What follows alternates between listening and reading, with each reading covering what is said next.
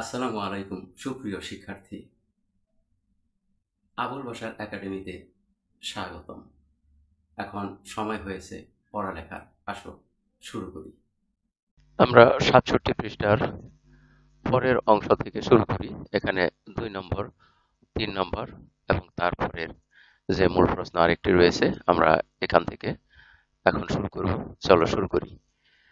প্রথমেই বলা হয়েছে খালি ঘরে সমান ও সমান্বয় চিহ্ন বসাও।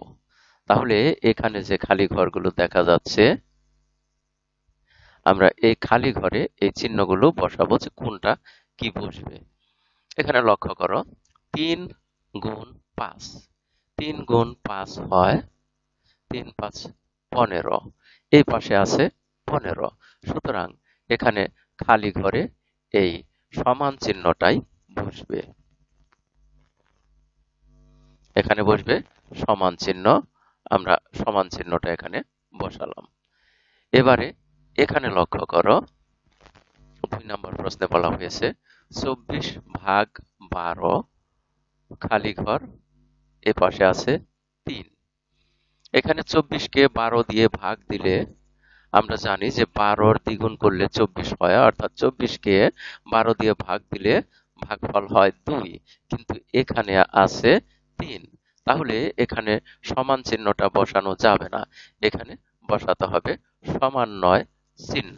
তাহলে আমরা এখানে সমান্বয় বসাই। তোমরাও বইয়ের মধ্যে পেন্সিল দিয়ে এভাবেই সমান্বয় চিহ্ন বসাবে। এবারে আসো ৩ নম্বর প্রশ্ন লক্ষ্য করি। এখানে এটাকে বলা হয়েছে ছোট নয় আর এটা হলো বড় নয়, বা ক্ষুদ্রতর নয় আর বৃহত্তর নয়, এই চিহ্ন বসাবো। এখানে লক্ষ্য করো এখানে আছে ৭৩ আর এখানে আছে এই পাশে আছে ৩৭। তাহলে বাম পাশে ৭৩, ডান পাশে ৩৭। এখানে আমরা কোন চিহ্নটা বসাতে পারি? লক্ষ্য করো এই ৭৩ কিন্তু ৩৭-এর চেয়ে ছোট নয়, কিন্তু ৩৭-এর চেয়ে বড়। যেহেতু বড় চিহ্ন নেই, আছে হলো ছোট নয় চিহ্ন আর বড় নয় চিহ্ন, এজন্য আমরা এখানে ছোট নয় চিহ্নটাই বসাবো। তাহলে এখানে বসালাম ছোট নয় চিহ্ন। এবারে এখানে লক্ষ্য করো ২ নম্বর প্রশ্নে বলা হয়েছে ২০ যোগ ৯, ২০ আর ৯ যোগ করলে হয় ২৯। ২৯ আর এখানে আছে ৩০, ৩০ হলো ২৯-এর চেয়ে বড়, অর্থাৎ এই ২৯ এই ৩০-এর চেয়ে ছোট আছে। তাহলে এখানে এই যে চিহ্ন এটা হলো ছোট নয়, তাহলে এই চিহ্নটা এখানে বসানো যাচ্ছে না, এখানে বসাতে হবে বড় নয় চিহ্নটি দিয়ে। কারণ যেহেতু এই ২৯ অর্থাৎ বাম পক্ষ এই ডান পক্ষের ৩০-এর চেয়ে ছোট কিন্তু বড় নয়, যেহেতু ছোট চিহ্ন এখানে দেওয়া যাচ্ছে না, দিতে হচ্ছে হয় ছোট নয় চিহ্ন নইলে বড় নয় চিহ্ন। এ কারণে আমরা এখানে বড় নয় চিহ্নটি বসাবো। তাহলে এখানে বসিয়ে দিলাম বড় নয়। আমরা তারপরের সংখ্যা যে সমস্যাটা রয়েছে সমস্যাগুলো দেখি। এখানে খালি ঘরে যথাযথ সম্পর্ক প্রতীক বসাও। আমরা এখানে সম্পর্ক প্রতীক বসাবো হিসাব করে। দেখো এখানে কিভাবে করে দেখানো হয়েছে। প্রথমে এখানে ১ নম্বরে আছে ৬ যোগ ২ গুণ ৪, আর খালি ঘরের এই পাশে আছে ৬ যোগ ২ বন্ধনীর ভিতরে প্রথম বন্ধনী দ্বারা আবদ্ধ, তারপর গুণ ৪। এখানে রেজা কি বলছে? চলো গাণিতিক প্রতীকের ডান পক্ষ ও বাম পক্ষ আলাদাভাবে হিসাব করি ও তুলনা করি। এখানে ২টি প্রশ্ন রয়েছে, আমরা প্রথম প্রশ্নটি আগে দেখি। প্রথমে ১ নম্বরে দেখো বাম পক্ষে লেখা হয়েছে ৬ যোগ ২ গুণ ৪, এই অংশটুকুকে বাম পক্ষ ধরা হয়েছে। তাহলে এখানে বাম পক্ষে এখানে ৬ আছে, এটার পরের লাইনটা আমরা লিখছি সমান ৬ আছে, আর এখানে 2 এবং 4 কে গুণ করা হয়েছে। আমরা জানি যে যোগ, বিয়োগ, গুণ, ভাগ এই 4টা প্রক্রিয়ার মধ্যে সবার আগে ভাগের কাজ করতে হয়, তারপরে গুণের কাজ, তারপরে যোগের কাজ, তারপরে বিয়োগের কাজ। এখানে যেহেতু গুণ আছে এবং যোগ আছে, তাহলে যোগের চেয়ে আগে করতে হবে গুণের কাজ। তাহলে গুণের কাজে এখানে 2 আর 4 গুণ করলে হয় 8। তাহলে লেখা হয়েছে দ্বিতীয় লাইনে 6 যোগ 8। এবার যোগের কাজ করি, 6 যোগ 8, 6 আর 8 যোগ করলে হয় 14। এখানে সমান লিখে লেখা হয়েছে 14। তাহলে বাম পক্ষে পেলাম 14। এবার ডান পক্ষে দেখি, ডান পক্ষে বন্ধনীর ভেতরে আছে 6 যোগ 2, তারপরে বন্ধনীর বাইরে আছে গুণ 4। এখানে আরেকটা বিষয় মনে রাখবে যে যোগ, বিয়োগ, গুণ, ভাগ এই 4টি প্রক্রিয়া চিহ্ন ছাড়াও যদি কোনো বন্ধনী থাকে, তাহলে সেই বন্ধনীগুলোর কাজ আগে করতে হয়। অর্থাৎ বন্ধনীর ভিতরে যে সম্পর্ক চিহ্নগুলো রয়েছে সেইগুলো, বা যে প্রক্রিয়া চিহ্নগুলো রয়েছে সেই চিহ্নগুলোর কাজ আগে করতে হয়। তাহলে প্রথমে বন্ধনী আছে 6 এবং 2 এর মাঝে, 6 এবং 2 কে বন্ধনী দ্বারা আবদ্ধ করা হয়েছে, মাঝখানে রয়েছে যোগ চিহ্ন। তাহলে 6 আর 2 যোগ করলে হয় 8। তাহলে পরবর্তী লাইনে লেখা হয়েছে 8, 6 এবং 2 এর পরিবর্তে 8, তারপরে গুণ 4। এবারে আমরা তারপরে দেখব যে এই 8 আর 4 গুণ করে হয় 32। আমরা এখানে দেখতে পাচ্ছি যে তৃতীয় লাইনে আছে 32। এখানে লক্ষ্য করো যে বাম পক্ষে পাওয়া গেছে 14 আর ডান পক্ষে পাওয়া গেছে 32।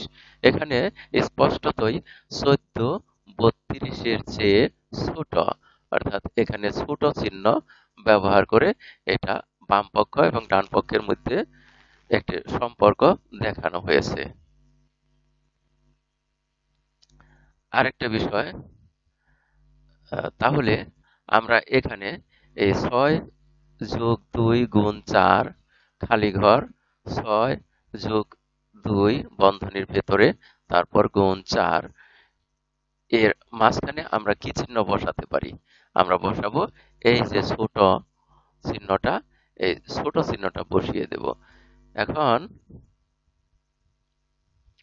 এই ছোট চিহ্নটা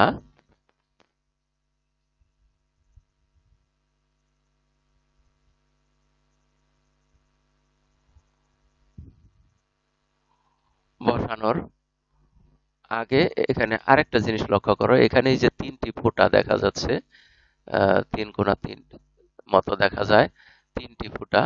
এই 3টি ফোঁটা একটি প্রতীক, যার অর্থ হলো অতএব। এটা তোমাদের মনে রাখতে হবে যে এই যে এখানে 3টি ফোঁটা রয়েছে, 1টি, 2টি, 3টি, এই 3টি ফোঁটাকে অতএব বলা হয়। অর্থাৎ অতএব শব্দটির প্রতীক হলো এই 3টি ফোঁটা। এবারে দেখি 2 নাম্বারটা।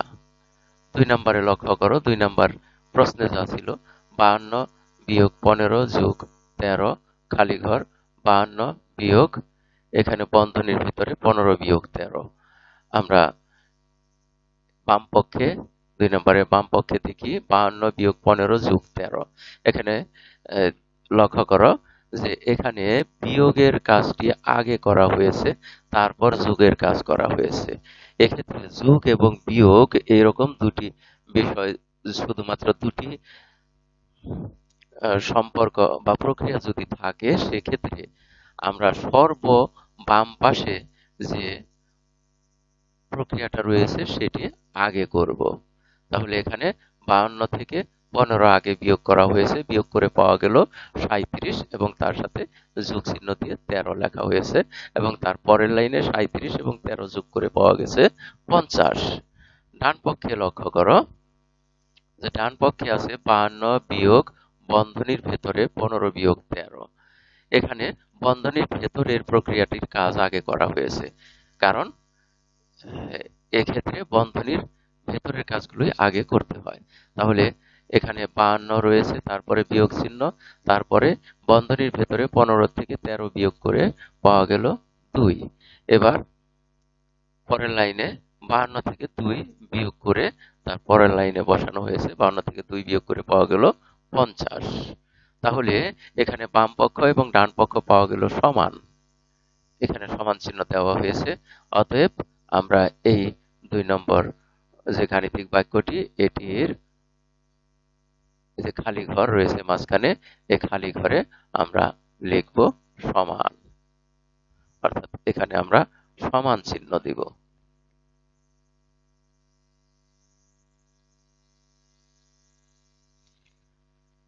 তাহলে হয়ে গেল।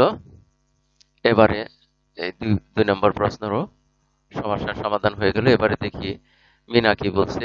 এই উদাহরণগুলোর সাথে সম্পর্কিত অন্য কোনো প্রতীক কি আমরা ব্যবহার করতে পারি? হ্যাঁ, অন্য কোনো প্রতীক দেখি আমরা পারি কিনা। এখানে দেখো 2টি প্রশ্ন দেওয়া হয়েছে। খালি ঘরে যথাযথ সম্পর্ক প্রতীক বসাও। এখানে লক্ষ্য করো, প্রথমেই আছে 142 এবং তার থেকে বিয়োগ 65, আর এ পাশে ডান পাশে আছে 57 যোগ 12। তাহলে এখানে লক্ষ্য করো যে 142 থেকে 65 বিয়োগ করলে কত থাকে। এখানে রাফ করব। 5 একক, এই 2 একক থেকে বিয়োগ যায় না, এ কারণে আমরা এই 4 দশক থেকে একটি দশক একক স্থানে নিয়ে আসি। একটি দশক একক স্থানে নিয়ে আসলে 10 একক, আর 2 একক মিলে হয় 12 একক। 12 একক থেকে 5 একক যদি বিয়োগ দেই, বিয়োগ করলে হয় 7 একক। তারপরে আমরা দশক স্থানে যাই। দশক স্থানে আছে এখানে 6 দশক, আর এখানে আছে, এখানে একটি দশক সরিয়ে নিয়েছি, তাহলে আছে 3 দশক। 3 দশক থেকে 6 দশক বিয়োগ করা যায় না, এ কারণে আমরা শতক স্থান থেকে একটি শতক দশক স্থানে নিয়ে আসি। তাহলে হলো এখানে 3 দশক আর একটি একটি শতক, মানে 10টি দশক। তাহলে 10 আর 3 13, 13 থেকে এই 6 দশক বিয়োগ করি, বিয়োগ করলে পাওয়া যায় 7 দশক। তাহলে এখানে আমরা বাম পক্ষে পেলাম 77। এবার ডান পক্ষ দেখি কত হয়। ডান পক্ষে আমরা যোগ করব, 7 আর 2 এ হয় 8, 9, আর দশক স্থানে 1 আর 5 এ হয় 6। তাহলে স্পষ্টত দেখা যাচ্ছে যে এখানে বাম পক্ষে পাওয়া গেছে 77 আর ডান পক্ষে হলো 69। এই দুটি মধ্যে এই 77 হলো বড়। তাহলে আমরা এখানে খালি ঘরে এই বাম দিকে, যেহেতু বাম পক্ষ বড়, তাহলে এখানে আমরা বড় চিহ্ন বসাতে পারি।